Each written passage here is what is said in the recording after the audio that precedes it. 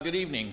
Um, I've been in this business for a while, maybe even too long.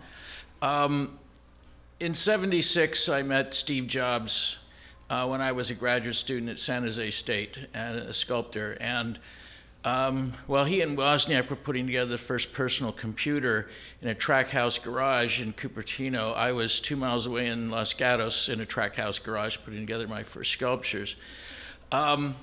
We had some friends in common, and he told me about this amazing world that he was going to make happen. And I just said, well, this sounds cool. But I don't want to run companies, and I don't want to write software. And he goes, well, what do you want to do? And I said, well, I'm an artist. And he went on about how this is really the future. And then he started pointing out the first Star Wars that had just come out and had the TIE fighter scene in it. And you're going to be able to do that at home in your own computer. It was a pretty phenomenal thing. Now, I'm going to make a huge leap right over the top of about 25 years of digital art and traditional metal casting work that I had done. Because the piece that was selected, and there's only 20 minutes, the piece was selected as this one that's on the table in the foreground here, which this past summer I just had carved at about this scale in Tuscan Carrara marble with a 7-axis robot. I've had this fortune of being able to play with a lot of new technologies for quite a long time. Now, this is the only metal sculpture that I'm going to show, even though I have a larger history of metal work. This is a stainless steel piece. And this shot is in the gallery that I was the director of in Beijing between 2010 and 2012. While I was also keeping my day job at NYIT going here, while I was also administering 3 campuses in the Middle East in computer graphics and having a career as an artist. And all of this kind of multiple personalities really were made possible by the computer.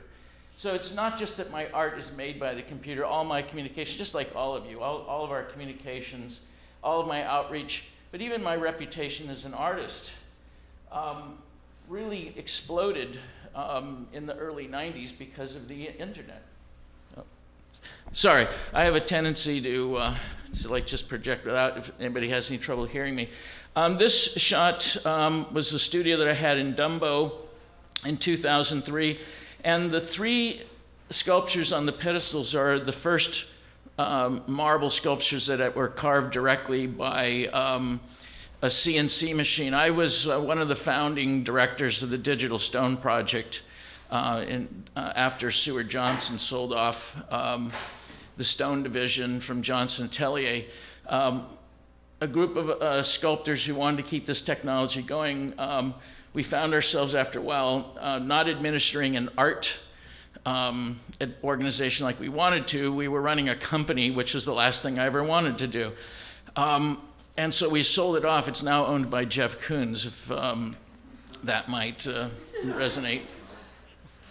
But you can see also there's a print in the background, and this is a digital print on canvas. But the image, just much like our last speaker, is generated by the same information that's generating the sculptures. And it's from an animation. And it was also something that then became something that was projected onto the internet. And then on the wall in the background, you see that there's a shelf of all kinds of small, rapid prototype pieces. So I was very fortunate to be able to start working with 3D printing over 15 years ago, long before it's become the hip thing. This is a close-up of one of those sculptures in pink marble. Now this piece was carved entirely on a CNC lathe at the Johnson Atelier. And here's the same file then used to make a much larger piece that was CNC cut in foam and with a polyurethane skin sprayed on it. And here it's been in its resting place for the last 8 years in front of the public library in White Plains, New York. And so it's at 6 feet. The marble piece is at 2 feet. This is at 6 feet. Another one of that early series that was cut in foam at 6 feet, polyurethane skin. This piece has been exhibited in many, many locations. This is Governor's Island several years ago. It's now sitting on my property in California. My resting place waiting for me is turning into my sculpture garden. And if you have a chance to go up to Columbus Circle and you're near New York Institute of Technology, in the window of the library, you'll see 2 granite sculptures. This is a China black granite, and the piece is called Gynaflorociraptor. And the names reflect the kind of fusion of visual language that go. These pieces are not generated by math art. These are generated more as a kind of an internal alchemy. As I go around the world, I see the world, I see everything that makes up the world, I think about the world. And I coalesce these and create these sort of philosopher's stones and quintessentially deconstructing the world to make these sort of objects that are really meant to do what philosopher's stones in China are meant to do, which are artifacts of contemplation. But instead of coming from nature, they're coming from my internal nature. This is the other piece that's in that window. This is a white granite piece. Red granite. Now, these last granite pieces were all carved in China. And despite the fact that I was on the board of directors of at the time, one of the only CNC stone sculpture milling companies in the world, I couldn't even afford my own product. So I went to China and found that I could bring my rapid prototype pieces, so I still was working with the digital files. I was making a digital print, but I was going and working with traditional craftsmen. And I found this actually to be one of the best processes to work, and especially when I could find some good craftsmen. I also started realizing here I was working with robots, but in fact, robots have always existed. They're called human beings. And they're electrochemical organic computers that have lots of digital qualities to them, and they're capable of reproducing anything. How did Bernini transform Rome? He had 1,000 of the best craftsmen in the world working for him, and he was a stage set designer. My God, he was in seventh heaven. So I've sort of been happy to be kind of a postmodern Bernini, moving between organic robots and mechanical robots. I was very fortunate in 2008 to be part of a large project that Autodesk funded in China. It went to 4 major cities in China: Beijing Today Art Museum, Shanghai Dolong Museum of Modern Art, the Chongqing Gensa Gallery, and in Wenzhou, a hotel conference center. So this is in the center of Chongqing, a city with 33 million people, and this 6-foot granite piece is sitting there with the Yangtze River right behind it. Actually, this is where the Yangtze and the Jiaoliang rivers come together. It's a very special place in the center of China. This was when the Japanese invaded China. They moved the government away from Nanjing to Chongqing, and because it was a mountain city, they could hide away from the Japanese Air Force. This particular piece was eventually purchased by the China National Museum, and it's in the permanent collection in Beijing, China now. This is a hutong in Shanghai, a very old but gentrified hutong. This piece is by Labia by Odalisque. It's my homage to Henry Moore. It's a sort of a cyber Henry Moore, but it's also an homage to the theme of the odalisque, the exotic reclining nude. This was also one of the pieces. I had 5 pieces in there. The other artists were Bruce Beasley, Kenneth Snelson, and John Isherwood. We had 5 sculptures each. This is Chow Tao Quantum Mandala, again, which is a fusion of the location. I was on a residency at Chautauqua, which is a well-known artist residency, and I was a guest instructor in sculpture in 2007 when I designed this piece. I've been snorkeling and scuba diving for decades, and so it's not a surprise that a lot of this sort of filtering of the world also are things that I see in the sea, which again reflect the world around me and reflect the symbols of imagery that relate to humans, and also an awful lot of genitalia, if you haven't noticed yet. That's the Jungian Freudian part of the alchemy that gets melted into the pieces.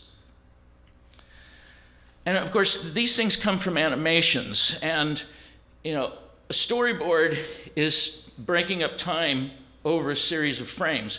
But if you piece all those frames together and you fuse them, then suddenly you have a static piece of sculpture, which is in fact the movement of time itself. Baccioni's work as a futurist in sculpture, he started doing this kind of thing. The cyber tools allow this to a great deal. And if you weren't sure that there was any genitalia in my work, this actually came from seeing a drawing by Picasso in which he was clearly trying to fuse what he was trying to make a quintessential woman. And yet the thing had wings. And I thought this was not a piece that most people know about because it's a very tiny little line drawing. I just happened to see it in the Met. And it became the beginning of a large body of work that I did after that. And this piece is carved in a marble while I was working with craftsmen in Vietnam. So I not only worked in China, I worked in Vietnam, and you'll see some pieces. I also worked in Cambodia at Angkor Wat. This piece, when I was following the show, I got a sabbatical in 2008 to 2009, and I went to China. And of course, I was still producing work because part of the exhibition is that we had a rapid prototype machine going with us. So I was able to keep generating new work for the show, which felt to me like the most intelligent way to have an exhibition, that you just keep making new work and keep adding to the show as you move. This piece was also carved, and even though it was designed in China, it was actually carved by artisans in Da Nang, which was on the DMZ during the war, which was, I almost got an invitation by the US government back in the day, and I was much happier to go visit the country years later as an artist. This is the stone yards. This is the Cave Focalaccio at the top of the Carrara Mountains. And this is where the stone for our robots in Italy, in fact, our robots are located just a half an hour drive down the hill from this quarry. And these quarries, pretty much except for the modern industrial equipment, would have been recognized by Michelangelo. In fact, he worked up in these mountains and pulled a lot of his stones. What Michelangelo would have loved to have had is one of these. And this is the 7-axis robot. And this is the sculpture that I produced in the first year. That's 2 years ago. And it's on exhibit in a fortezza in the top of the Garfagnana region. And now I'm going to show the sort of the making of this piece in granite. So this piece starts as a digital file.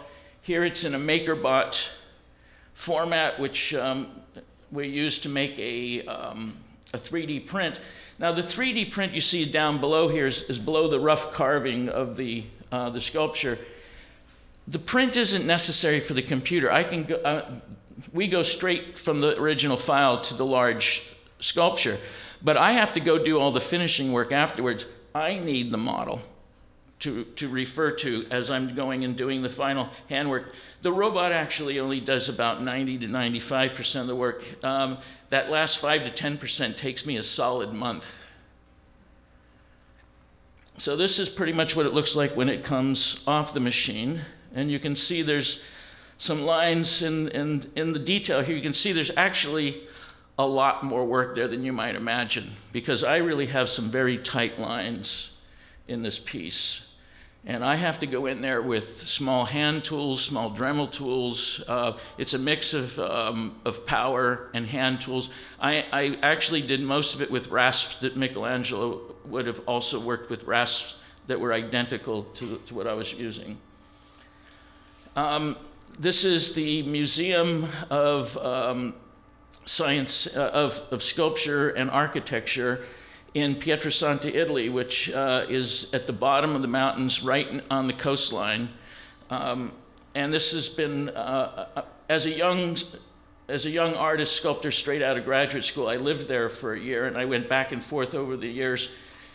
We actually were talking about using robots as early as 1982, but it was just a conversation over in a bar on the piazza. But now it's our reality. And now I have conversations with people who are running the town to bring this stuff back. This is the exhibition. You can see it's a mix of the pieces that were produced by all the artists. And that was all produced in 1 month by 20 different artists. And then there are projections of earlier works and also the digital files behind. A very proud papa with his new baby. Thank you.